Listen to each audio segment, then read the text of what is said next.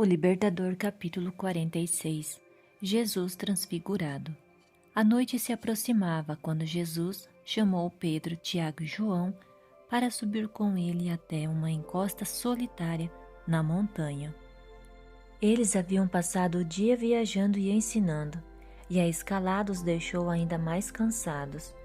Logo o sol desapareceu e os viajantes foram cercados pela escuridão. As trevas do ambiente pareciam condizentes com a tristeza que entrara na vida deles, envolvendo-os como nuvens escuras. Os discípulos não ousaram perguntar a Cristo onde ele estava indo, ou com que propósito. Muitas vezes eles haviam passado noites inteiras nas montanhas em oração. Ele se sentia à vontade em meio à natureza e gostava da tranquilidade que ela inspirava. Os discípulos se perguntavam, contudo, por que o Mestre os levaria até aquela íngreme subida justamente quando eles estavam tão cansados, e ele também precisava descansar. Não demorou para Cristo dizer que não precisavam ir mais adiante. Depois de se afastar um pouco deles, o homem de dores em lágrimas derrama suas súplicas, ora pedindo forças para enfrentar a prova em favor da humanidade. Precisa estabelecer nova comunhão com o Onipotente, pois somente assim poderá contemplar o futuro. E despeja o que vai em seu coração, o desejo de que a fé dos seus discípulos não fraqueje. O orvalho se acumula sobre o corpo prostrado, mas ele não dá atenção a isso, e assim, vagarosamente, as horas passam. No começo, os discípulos uniram suas orações à dele, mas, depois de um tempo, caíram no sono. Jesus havia lhes falado sobre os seus sofrimentos e quis aliviar a tristeza que sentiam, garantindo que a fé deles não tinha sido inútil. Nem todos, sequer os 12, podiam receber a revelação que ele queria fazer. Ele havia escolhido apenas os 3 discípulos que seriam testemunhas de sua angústia no Getsêmani, para estar com ele na montanha.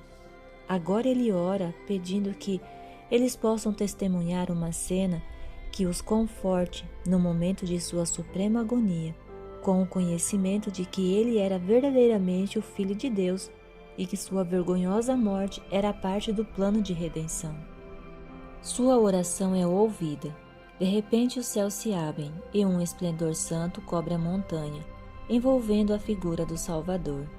Sua divindade interna brilha através da humanidade e vai ao encontro da glória que vem do alto. Erguendo-se da posição prostrada em que se encontrava, Cristo se apresenta em sua divina majestade. Seu rosto brilha como o sol e suas roupas estão brancas como a luz. Os discípulos acordam. Com medo e espanto, olham para a figura radiante do Mestre. Ao conseguirem suportar a luz sobrenatural, veem 2 seres celestiais ao lado de Jesus: Moisés, que no Sinai havia falado com Deus, e Elias, que teve o alto privilégio de nunca experimentar a morte. Por causa do seu pecado em Meribá, Moisés não pôde entrar em Canaã. Não coube a ele a alegria de levar o povo de Israel até a herança de seus pais. Uma sepultura no deserto foi o fim de 40 anos de trabalho árduo e severas preocupações. Moisés passou pelo domínio da morte, mas não permaneceu na sepultura. O próprio Cristo o chamou de volta para a vida. Ler Judas, verso 9. No Monte da Transfiguração, Moisés representava os que saíram da sepultura e na ressurreição dos justos. Elias, que tinha sido transladado para o céu sem ver a morte, representava as pessoas que estarão vivas na segunda vinda de Cristo, as quais serão transformadas num momento, num abrir e fechar de olhos ao som da última trombeta. 1 Coríntios 15, versos 51 e 52.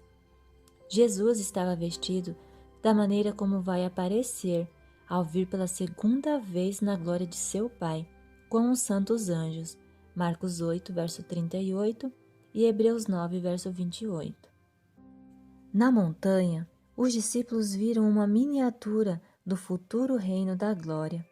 Cristo, o rei, Moisés como representante dos remidos ressuscitados e Elias representando os transladados. O sério mal-entendido de Pedro. Os discípulos ficaram muito felizes ao verem os favorecidos do céu honrando o manso e humilde Salvador, aquele que peregrinou pela terra como um pobre estrangeiro. Eles acharam que Elias tinha vindo anunciar o reino que estava prestes a ser instalado na terra e quiseram ficar por ali mais um pouco. Pedro exclamou: Senhor, é bom estarmos aqui. Se quiseres, farei 3 tendas, uma para ti, uma para Moisés e outra para Elias. Mateus 17, verso 4. Os discípulos tinham certeza de que Deus havia enviado Moisés e Elias para proteger o Mestre e estabelecer a autoridade dele como rei. Mas a cruz devia vir antes da coroa.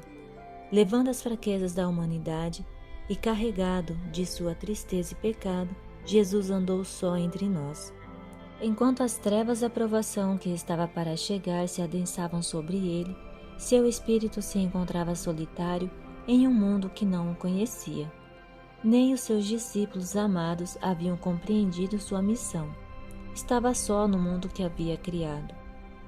O céu tinha enviado mensageiros, não anjos, mas homens que haviam passado por sofrimento e dor, e por isso podiam ser empáticos com o Salvador. Moisés e Elias tinham sido colaboradores de Cristo. Eles haviam compartilhado de seu desejo de salvar o perdido. Moisés havia rogado por Israel. Mas agora eu te rogo, perdoa-lhes o pecado, senão risca-me do teu livro que escreveste. Êxodo 32, verso 32. Elias sabia o que era solidão de espírito, pois tinha enfrentado o ódio e a aflição da nação durante 3 anos e meio de fome. Em angústia e desespero, ele havia fugido sozinho para o deserto. Esses homens tinham vindo a fim de conversar com Jesus a respeito do seu sofrimento e para confortá-lo. O tema da conversa foi a salvação de cada ser humano. Vencidos pelo sono, os discípulos ouviram muito pouco do que aconteceu entre Cristo e os mensageiros celestiais. Eles não haviam recebido o que Deus queria lhes dar, um conhecimento dos sofrimentos de Cristo e a glória que viria depois. Perderam a bênção que se destinava a eles. Mas a experiência lhes deu a certeza de que todo o céu tinha conhecimento do pecado da nação judaica por rejeitarem a Jesus. Eles receberam uma visão clara da obra do Redentor. Foram testemunhas oculares de sua majestade, segundo Pedro 1,16. E perceberam que Jesus era de fato o Messias e que o universo celestial o reconhecia como tal. Enquanto ainda contemplavam a cena, uma nuvem resplandecente os envolveu, e dela saiu uma voz que dizia: Este é o meu Filho amado, em quem me agrado, ouçam-no. Mateus 17, verso 5. Ao ouvirem a voz de Deus falar em assustadora majestade, a ponto de fazer a montanha tremer, os discípulos se jogaram no chão, com o rosto escondido, até que Jesus se aproximou e dissipou o medo com sua voz tão familiar. Levantem-se, não tenham medo. Verso 7. A glória celestial havia se dissipado e as figuras de Moisés e Elias desaparecido. Agora eles estavam a sós com Jesus.